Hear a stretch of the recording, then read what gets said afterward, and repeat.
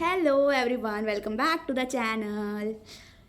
आज का ये कोई टॉपिक नहीं है, कोई पढ़ाई से रिलेटेड वीडियो नहीं है या कोई भी एक्स्ट्रा ज्ञान मैं तुम्हें नहीं देने वाली हूँ। मैं बस बातें करने वाली हूँ तुम लोगों से कि कैसे ट्वेल्थ के बाद मेरी लाइफ चेंज हो गई है, कैसे सब कुछ बहुत बोर हो गया है एंड कुछ टॉपिक्स इंपॉर्टेंट जो मैं बताना चाहती हूँ एक्सपेक्टेशन वर्सेस रियलिटी के बीच में, कि क्या क्या मैंने एक्सपेक्ट किया था और रियलिटी में क्या क्या हो रहा है ट्वेल्थ करने के बाद। देखो, सबसे पहला बात जो मैं तुम्हें बताना चाहती हूँ ना, लाइफ बहुत ही बोर हो गया है। मुझे समझ नहीं आ रहा है कि मैं क्या कर रही हूँ ट्वेल्थ पास करने के बाद। समझ ही नहीं आ रहा है हम लोग कर क्या रहे हैं लाइफ में। बहुत कुछ चेंज हो गया है। तो मैं तुम्हें बताना चाहती हूँ कुछ ऐसे 5 टॉपिक्स, कुछ ऐसे 5 पॉइंट जो मेरे साथ हो रहे हैं, शायद तुम भी रिलेट कर पाओ कि तुम्हारे साथ भी हुए हो।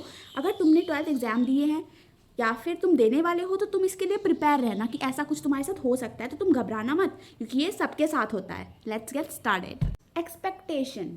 हमें एक्सपेक्ट था कि ट्वेल्थ के बाद लाइफ बहुत ही इंटरेस्टिंग हो जाएगी और सब कुछ बदल जाएगा, और हमें लगता था कि हम लोग एकदम आज़ाद पंछी हो जाएंगे। लेकिन ऐसा कुछ नहीं हुआ है। रियलिटी ये है कि ट्वेल्थ के बाद हम लोग एकदम और घर में पैक हो गए हैं, ना कहीं जा पाते हैं, ना कहीं आ पाते हैं, ना क्लासेस अटेंड करने का कुछ है। और सबसे बड़ी बात, जब एग्ज़ाम टाइम था तो उस टाइम पे मेरा पढ़ने का मन नहीं करता था, और अभी मेरा मन करता है किताब खोल के बैठे रहो। मन करता है ट्वेल्थ के जितने भी बुक्स हैं ना वही रीड मारते रहूँ।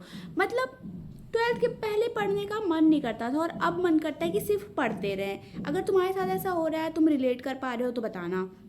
क्योंकि पहले तो जब पढ़ने लगो तो नींद आने लगता था, और अब लगता है कि जैसे कितना अच्छा चीज़ था। और अब मुझे अकाउंटेंसी का और रजत अरोड़ा सर हमें चिंटू चिंटी पढ़ाते थे उसका, और सुनील पांडा सर के वीडियोस का, बीएसटी के केस स्टडीज़ का, मैक्रो इकोनॉमिक्स का, इंडियन इकोनॉमिक्स का, इंग्लिश का फ्लेमिंगो विस्तास में जितने भी चैप्टर थे, सोफ़ी, जियोफ, ये लोग सबका याद आने लगा है, पता नहीं क्यों। मतलब ऐसा लग रहा है जैसे टेंथ पास करने के बाद ऐसा नहीं हुआ था, क्योंकि हम लोगों ने 11th में एडमिशन ले लिया था, या जिनके स्कूल में ही होंगे वो स्कूल से ही पढ़ रहे होंगे तो उनके लिए कोई चेंजेस नहीं आया होगा। लेकिन ट्वेल्थ के बाद लग रहा है स्कूल लाइफ पूरा खत्म हो गया है, एंड अब वो बैग टांग के कहीं जाना नहीं पड़ रहा है, फ्रेंड्स सब अलग अलग हो गए हैं।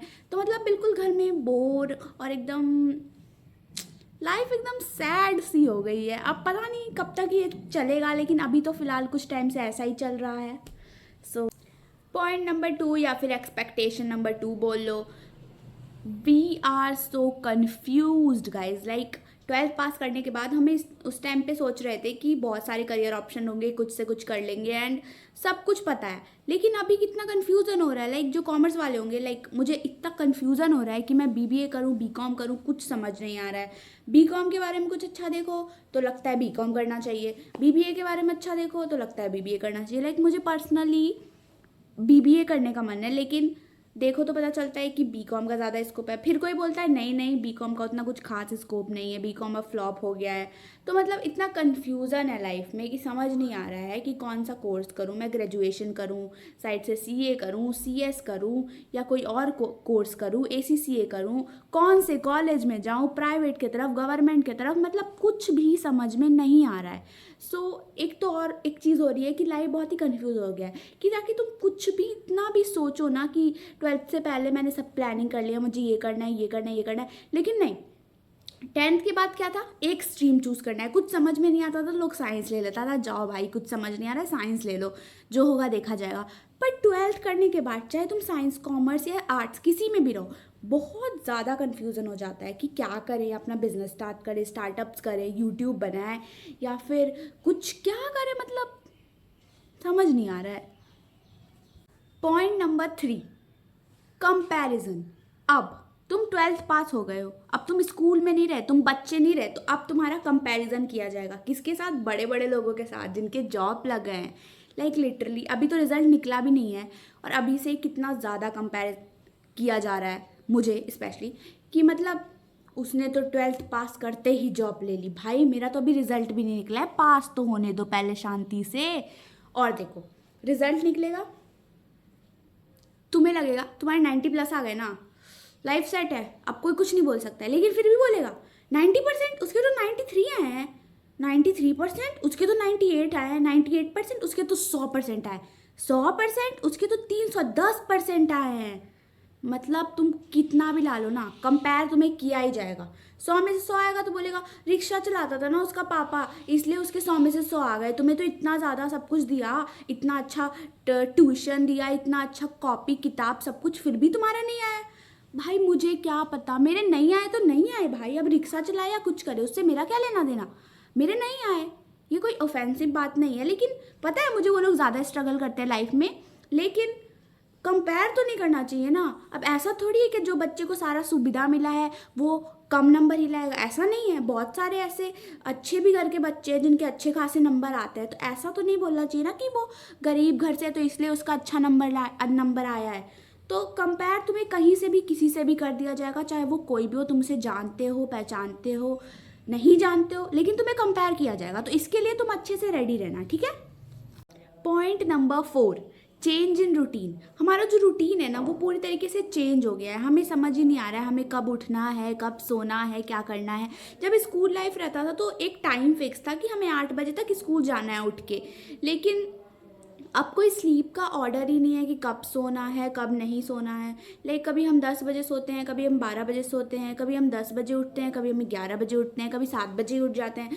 तो मतलब स्लीप का पूरा ऐसा तैसा हो गया है, मतलब समझ में नहीं आ रहा है कि कैसे क्या होगा, क्योंकि हम सिर्फ सो के अपना दिन बिता रहे हैं। मुझे पता है कि अभी भी जो 12th पास किए होंगे ना वो ज़्यादा टाइम घर में सोते होंगे, बट लाइक मैं तुम्हें सजेस्ट करना चाहती हूँ कि ऐसा करना बिल्कुल सही नहीं है, क्योंकि ज़्यादा सोना भी तुम्हारे सेहत के लिए अच्छा नहीं होता है।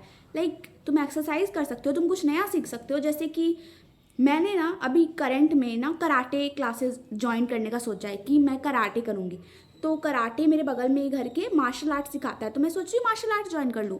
देन मैं सोच रही हूँ कि 2 महीना मार्शल आर्ट्स करूँगी, उसके बाद कंप्यूटर सीखूँगी। मतलब टाइम को वेस्ट नहीं करना है, क्योंकि टाइम वेस्ट करने से कोई फ़ायदा नहीं है। और ये भी है कि हमारा सेहत पे भी थोड़ा असर होता है, क्योंकि हम कभी 10 बजे उठते हैं, कभी 9 बजे उठते हैं, तो इससे क्या होता है ना कि एक प्रॉपर स्लीप रूटीन नहीं हमारा हो पाता है। तो तुम ना एक प्रॉपर स्लीप रूटीन बनाओ कि तुम्हें 8 बजे उठना है तो 8 बजे उठना है, और सोना तुम्हें जल्दी है, रात को ज़्यादा लेट से नहीं सोना है।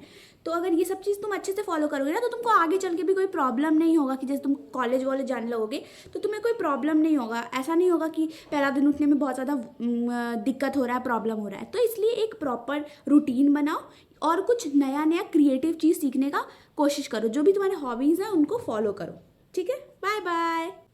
एट लास्ट एक और पॉइंट जो मैं तुम्हें बताना चाहती हूँ, तुम्हें सबसे पहले क्या करना है ना, ये तुम्हारे लिए बहुत ज़्यादा ज़रूरी होने वाला है, क्योंकि अगर तुमने 12th पास कर लिया, 11th पास कर लिया, कुछ भी कर रहे हो, अगर तुमने ये चीज़ कर लिया ना तो लाइफ में बहुत आगे जाओगे।